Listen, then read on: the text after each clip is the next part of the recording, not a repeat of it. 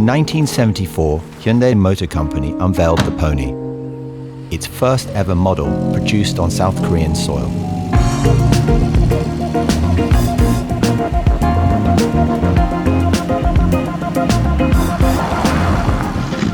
Before the Pony, Hyundai had only ever overseen repairs and assembly, so developing its own independent model was totally unknown territory. In fact, no South Korean manufacturer had ever mass-produced its own cars domestically before. But Hyundai was undeterred. And not only that, they were determined to do it from scratch, in just 2 short years.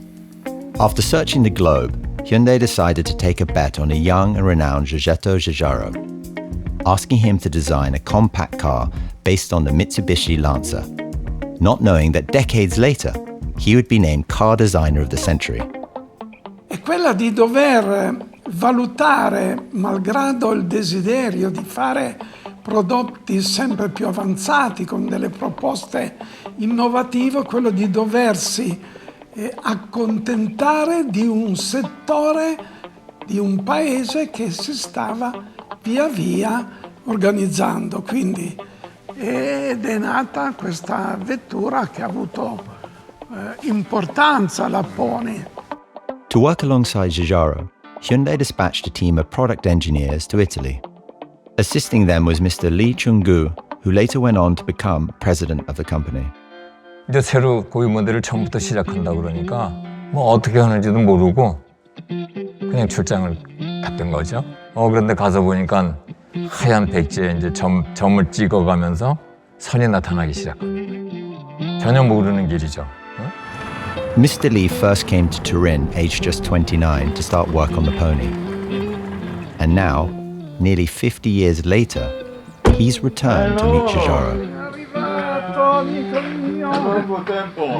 Molti anni che non ci vediamo.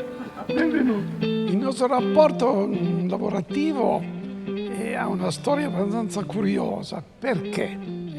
Noi abbiamo ricevuto un signore che arrivava dalla Corea e che voleva conoscermi e parlarmi di una vettura che volevano fare. Quindi visitai questa fabbrica, ero un po' perplesso a dire la verità, perché parlando di una vettura di grande serie, da una fabbrica che non era così attrezzata. To get things up and running, they hired George Turnbull, former managing director of British Leyland. He took a leap of faith to work on the other side of the world, for a brand the world was yet to discover. They had made their minds up. They'd made their decision to get into the motor industry in a big way. 정지영 명회장님은 자동차에 대한 원대한 꿈과 해안을 갖고 계셨기에 우리가 고유 모델 개발 및 독자 기술 축적을 시작하게 됐었죠. Teams of local specialists were brought in, and a roadmap to production began to unfold. 1 year ago, this was a site with absolutely nothing on it. And in 12 months, we built the factory, which you can see around you today.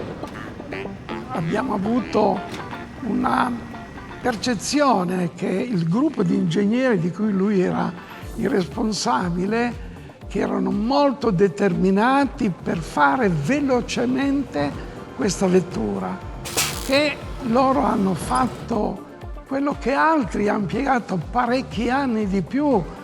토리노 모터시의 포니가 전시되었을 때의 감흥은 정말 대단했습니다.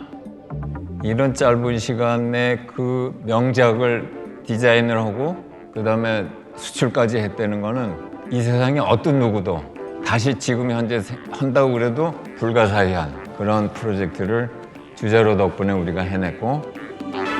Finally, the Pony had arrived, bringing with it founder Chung-ju Young's singular vision to provide mobility to the South Korean people. To put the importance of the Pony's arrival into perspective, only a few years before, just 1 in 500 Koreans owned a car, whilst in the USA, half the population had one. The founder saw cars as the lifeblood of Korea.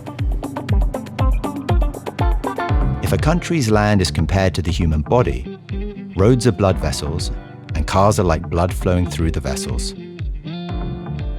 Mobilizing the Korean people to help the country progress was his greatest ambition. So when Hyundai introduced the small but robust and most importantly affordable pony, everyday Koreans could finally hit the road. And sales boomed. Before long, 4 in every 10 new cars sold in Korea were ponies. It was so successful, Hyundai developed variations of the original design for drivers with different occupations and lifestyles. From taxis and pickups to wagons and a 3-door model.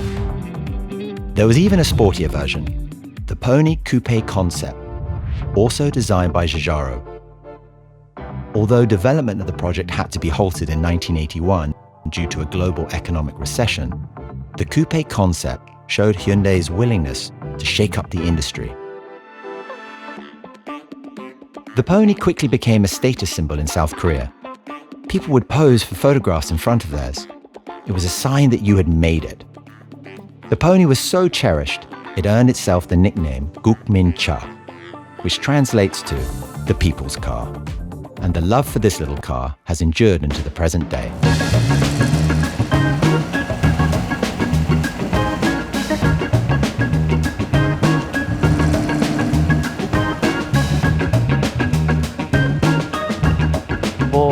저는 계속 이 올드카를 좋아했었어요. 그래서 포니 카페가 처음 생겼을 때 그때 가입을 했죠.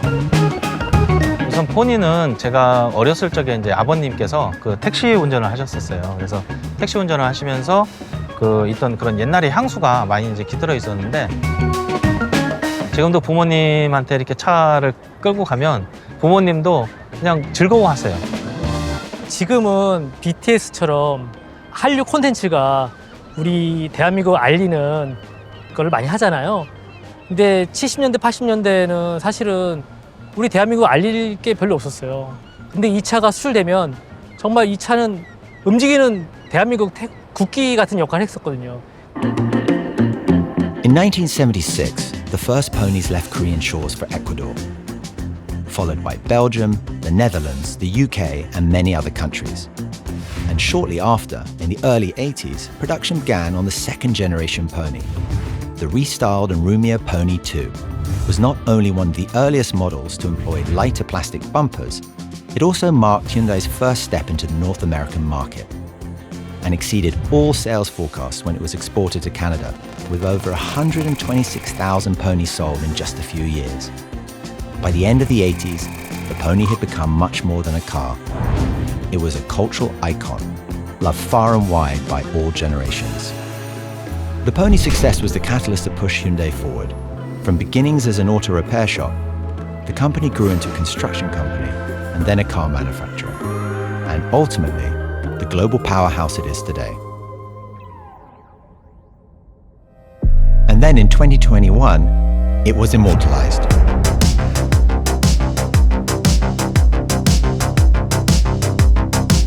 Hyundai Pony EV Heritage Concept, a one-of-a-kind pony modeled on the 3-door model and reimagined with ultra-modern features. A reinterpretation that remains faithful to the original design and pays homage to its history, while also giving a glimpse into the technologies of tomorrow. Back in the real world, Hyundai's Ioniq 5 takes many of its design cues from the pony, whilst the N-Vision Chilsa descends from the Pony Coupe Concept, a high-performance model revamped with hydrogen fuel cell technology. In the words of Hyundai's founder, in industrial terms, a country that produces cars perfectly can produce anything, even an aircraft. Rethinking mobility is not about one decision, but rather about adopting an ever-evolving mindset. With groundbreaking new innovations in artificial intelligence, robotics, and sustainable technologies, Hyundai continues to push the boundaries in making mobility accessible for all. Today, our founder's spirit is more evident than ever in the direction of our company. And now, Hyundai is taking its vision of progress for humanity to new heights, focusing on the future of mobility with the same challenger spirit that built the pony and mobilized the nation. This is a story of passion, of perseverance, and of pioneering vision, a story that endures to this day. And the first chapter started with this little car, the pony.